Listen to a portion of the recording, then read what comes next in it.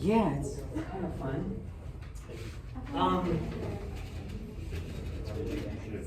So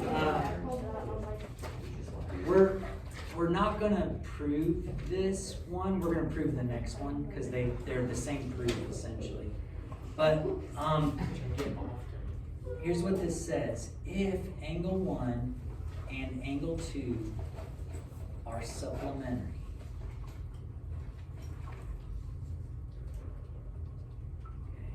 and angle 2 and angle 3 are supplementary. Kind of.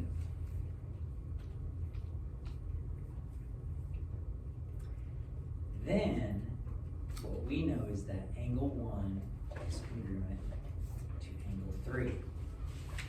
Now, I think this makes some sense. Because if angle 1 and angle 2 are supplementary, it could be that angle 2 is like, I don't know, 150. And then what would that make angle 1? 30. Right? But if angle 2 and angle 3 are also supplementary, well then what does 3 have to be? 30 degrees. So do you see how this kind of makes sense? If you have two angles that are supplementary to the same angle, they must be congruent. Well, similarly, I don't know why there's all this blank space, I have no idea. Similarly, we have the congruent complements theorem. And it says the same darn thing. Except for what word? Yeah. If two angles are complementary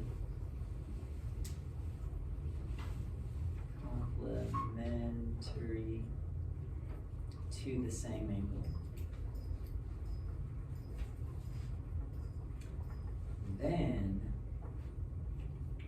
they are congruent. Same kind of idea. So let's write out an example of it from here. If angle 4 and angle 5 are what? Complementary. And what else? Angle 5, angle 5 and angle 6 Are complementary.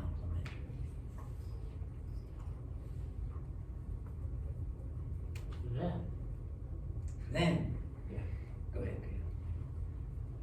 What you got? Huh? Go ahead. Oh, Yeah. Angle 4 Angle 4 is congruent. is congruent. Angle 6. Nice.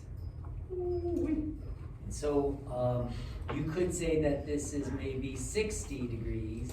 Well, if 4 and 5 are complementary, what does 4 have to be? 30 degrees. But then as soon as they say 5 and 6 are complementary, what does 6 have to be? 30 degrees. So I think this makes sense. Now, the proof of it is kind of interesting. I don't know. Maybe not. First things first. Change those I's to E's. It's two different words, complement and complement. So where does this first statement come from? Given. Is given. So that's all set up. But we're told that we've got a pair of angles that are complements, a different pair of angles that are complements, and we're being asked to prove angle 1 is congruent to angle 5. And what this is a proof of the congruent complements theorem. Because aren't angle 1 and angle 5 both complementary to angle 3? You guys see that? So the way you go about proving this is you're going to first use the fact that they tell you they're complements to say that the measure of angle 1 plus the measure of angle 3 has to equal what? Angle 3 plus measure of angle 5. That's later in our 90 degrees. What does it mean if they're complements? 90 degrees. 90 degrees. We also know that the measure of angle 3 plus the measure of angle 5 also equals what? 90 degrees. Now, Elena was jumping the gun a little bit. She was telling us what the next step is going to be. Oh, but before we get there, we have to have a reason for saying what we did. Congruent complements. It's a definition. Definition of what? Complementary. Yeah. Definition of complementary.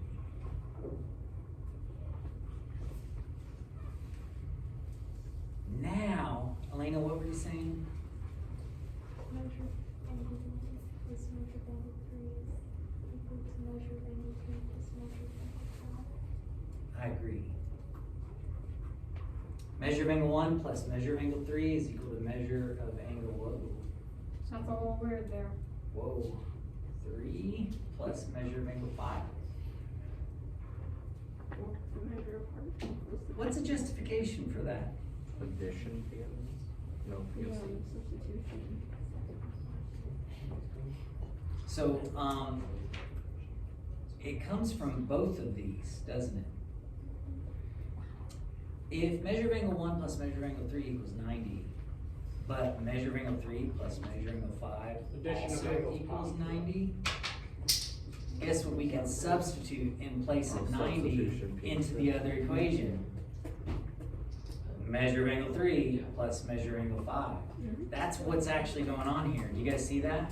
Substitution. yes. Once we say that this other one is equal to 90, we can put it in place of that 90 degrees right there. So it's gonna be the substitution PLC. property of, Complementary. we got equal signs, don't we? Oh, wait, well. Property of equality. So, let's just review real quick. Is everybody comfortable with the fact that we can say that these were 90 degrees? Definition of complementary. And then we replaced one of the 90 degrees with measure of angle 3 plus measure of angle 5. Well, what would you suggest we do next? If our goal is to get angle 1 is congruent to angle 5, what would be a good next? Subtraction. Oh, okay, so what can we get rid of on both sides? Measure of angle 3, and that's gonna leave us with measure of angle 1 is equal to measure of angle 5. And how did we get there? Subtraction, PLC. Yeah, subtraction. Property of quality. Shoot, we're almost there, aren't we? Congruency. You got it. If we know that their measures are the same, can we say that angle 1 is congruent to angle 5? Why? Definition of Definition of congruency. Yeah, definition of congruent, or congruency, or however you wanna do that. I guess technically also, we could say definition of congruent, what type of shapes were we talking about? Angles, we could add that, but as long as you got definition of congruent, I'm A-okay with that. So right there was a proof of the congruent complements theorem. You could do the exact same thing with the congruent supplements theorem, it's just these would be 180, but you would replace it the exact same way. Is everybody comfortable with that proof? Yes. Sure? Okay. Well, postulate 12, they have it arbitrarily named, is the linear pair postulate. And we already know this. We do? Yeah, we already know this one. It says this, it says if two angles form a linear pair,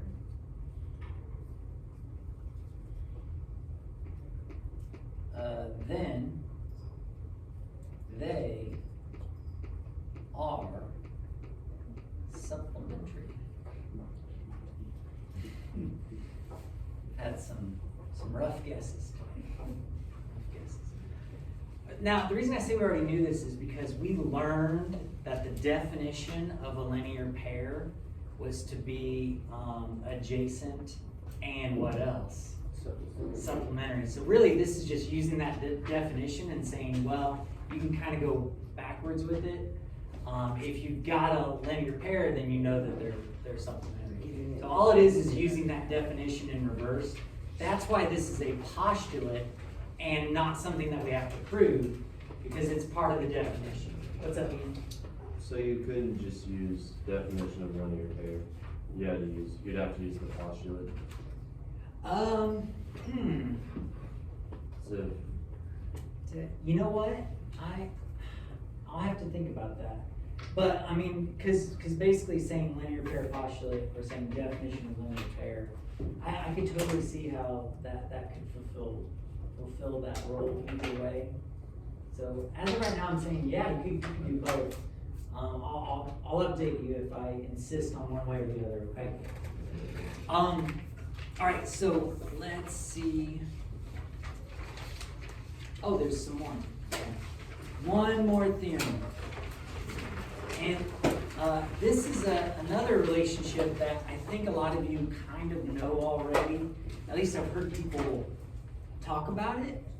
And it's called the vertical angles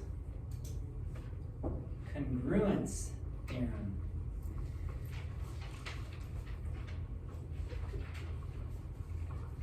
Vertical angles congruence theorem, and it basically says what it means in the title there.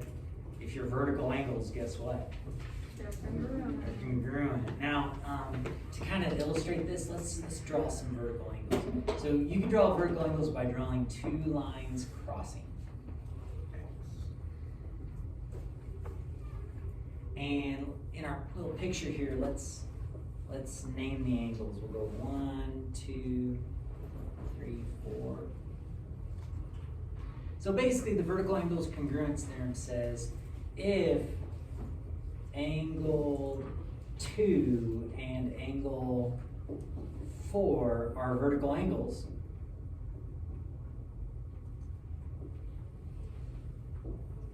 then what do we know about angle 2 and angle 4? Congruent. Angle 2 is congruent to angle 4. But what's kind of interesting is whenever you have one set of vertical angles, you always have another set, don't you? So what are the other ones? 1 and 3. Angles 1 and angle 3 are vertical angles. Then what do we know about angle 1 and 3? Yep, they're congruent. So the proof of this isn't so bad. Basically, it involves if you know that they're well, you know what you could do is you could do the congruent supplements theorem. Do you guys agree that 1 and 2 would have to be supplementary? Yeah. Because they're a linear pair.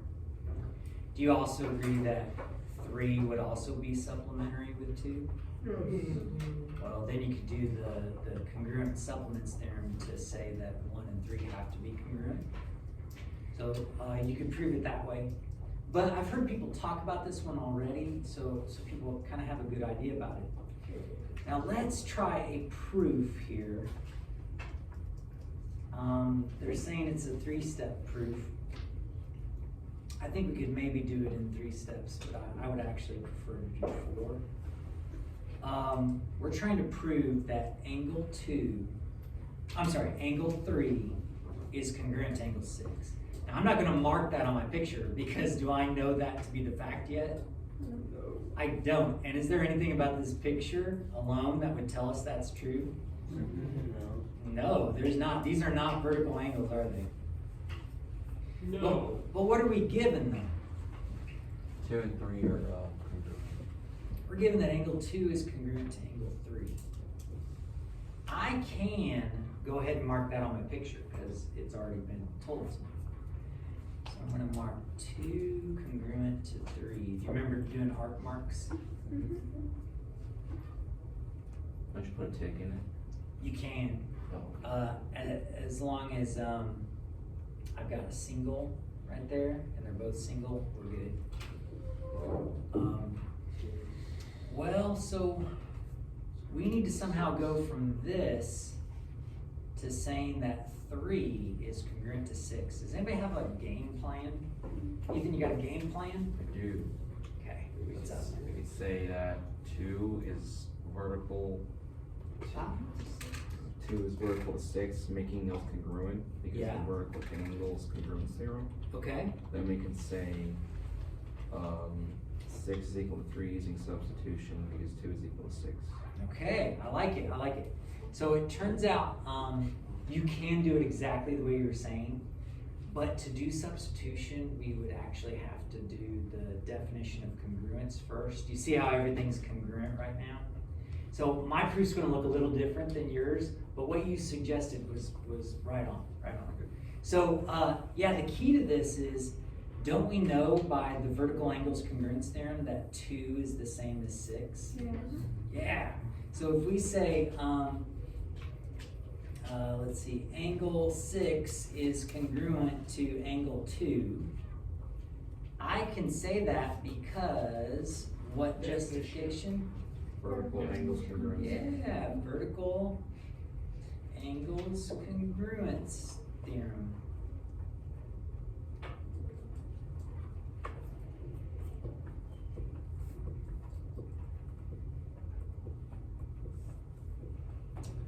And from there, I can say, tell me if you think this is accurate here.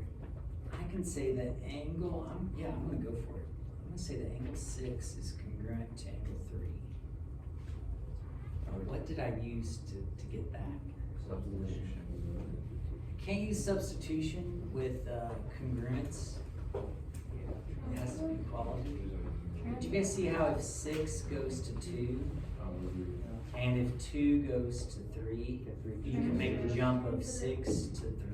Oh, so that's transitive. That's transitive, yeah. It's transitive property of congruence. And I see the book do this, and I don't like it. They'll just go ahead and write it reverse right here and say they're done. But I'm arguing that we actually need one more step. Does this match that exactly? No. What do we need to do? The symmetric property. Yeah, it's not the symmetric properties when you say same. Oh. I'm sorry, the reflexive properties when you say same.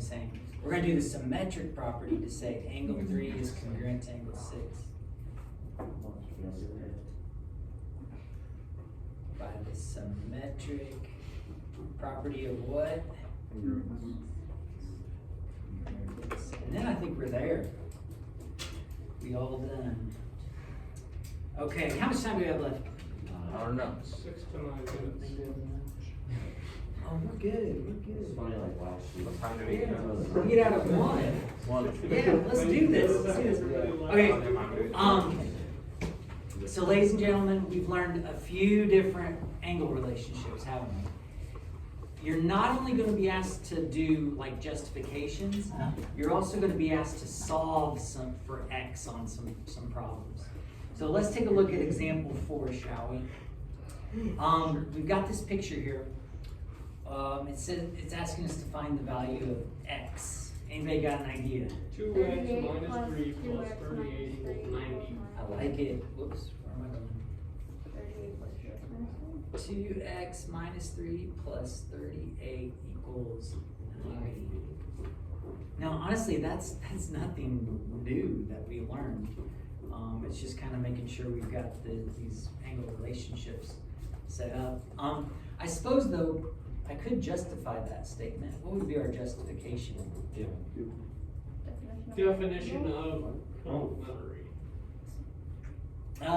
They didn't use the word complementary anymore. Right angle. Or right angles, that's what I meant. I suppose you could say definition of right angle, but how did I know that 2x minus 3 plus 38 equals the whole thing? Because it was a square. Goes to the right angle. So it was given. Well, Right there. I would argue that our justification for this statement partially comes from knowing what a right angle is. I agree with that, 90, right? But also, isn't the 93 angle the big angle? Aren't we saying that the little angles add up to the big angle? Angles addition. The angle addition postulate. Yeah, angle addition postulate. How many of you got this solved already? Yeah, pretty much. 27. And then, what is that? 55. And divide by 2. You get a fraction, don't you? 27 and a half, is that right? Yeah. I haven't worked it out yet, so just make sure we match. Let's try some others. Example 5, find the value of x and y. Well, what can we set up to find the values of x? Go ahead, Ethan. Oh, value is x only. Oh, you can start with the y's if you'd rather. Oh, I was just gonna say do 4y plus 3x minus 5 equals 2 in parentheses. Oh, to these two together? Yeah. Oh, you know what? I think you could work this one out that way. It scares me a little bit having both variables at the same time. Okay. So I'm gonna work it with separate equations. I'm gonna say that 3x minus 5 is equal to 2 times x plus 4. Why? Vertical angles congruence theorem. The same reasoning, I'm gonna say that 4y is equal to 22y minus 36. Now, what Ethan was saying would be equally valid. I think it would work out, and actually, Ethan, if you feel like it, you could work it out that way and see if you get the same answers. But yeah, you just got a little bit of algebra to do, don't you? Quick math.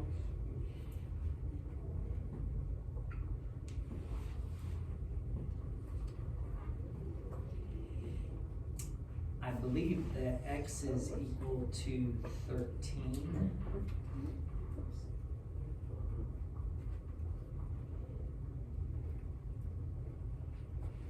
And I believe y is equal to plain old 2.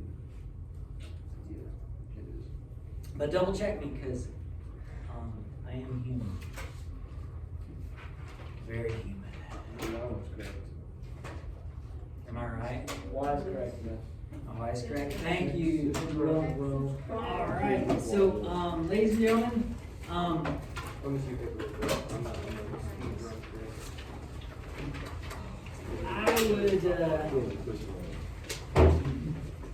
I would like for you to get a start on page 127, numbers 1 through 39, odds. But then I also have written down for you to do 42 and 43. And it's going to be important that you guys practice this. Is everybody clear on that? So please get started on it, but I'll give you time in class. You'll get a study guide tomorrow, and you'll also have time to work on this practice as well. Does that sound fair? Are we quizzing on this? We will quiz on it on Wednesday.